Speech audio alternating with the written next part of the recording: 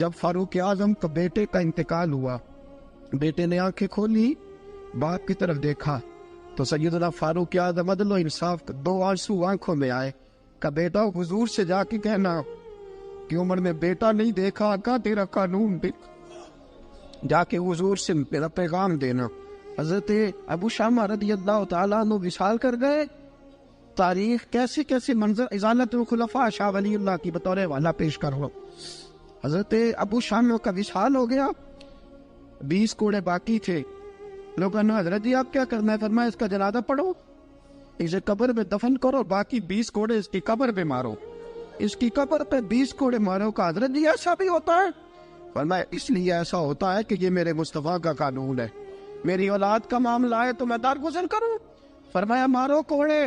حضرت سیدنا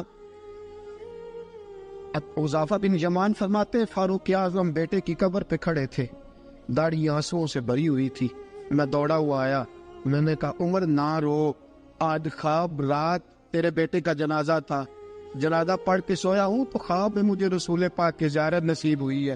نبی پاک خواب میں تھے تو 2 سبز غلے تیرے بیٹے کو پہنا رکھے تھے اور رسول پاک کی بغل میں کھڑا تھا۔ حضور نے فرمایا عمر کو جا کے کہنا کہ تو نے بیٹا پاک کر کے بھیجا تھا، اللہ نے جنت کے سارے دروازے کھول دیے ہیں۔ اللہ نے عمر کو میرا سلام کہنا اور اسے کہنا عمر تیرا حدود اللہ قائم کرنا خدا کو بھی پسند ہے، مصطفیٰ کو بھی پسند۔ ساتھیو عمر انتقال کر گئے، 26 ذی الحجہ کو زخم لگا، یکم محرم کا دن، آج کا دن حضرت فاروق اعظم کو یاد رکھنا، لوگوں کو بتانا، دن بھر عمر کی باتیں کرنا، خراج تحسین پیش کرنا۔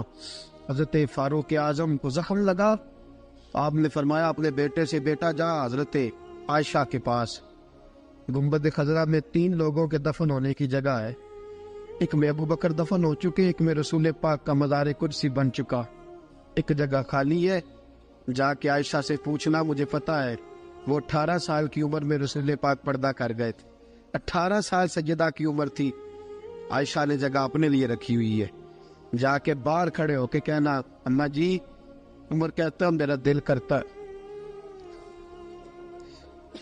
میرا دل کرتا ہے کہ مجھے نبی پاک کی گنبد کے سائے میں جگہ ملے، جا کے عرض کرنا اور بیٹا باہر کھڑے رہنا، زیادہ زید نہ کرنا، مومنوں کی ماں ہے۔ حضرت سیدنا عبداللہ ابن عمر کہتے ہیں باہر کھڑا تھا، دروازے کے باہر کھڑے ہو کے کہا کہ عمر کا بیٹا ہوں۔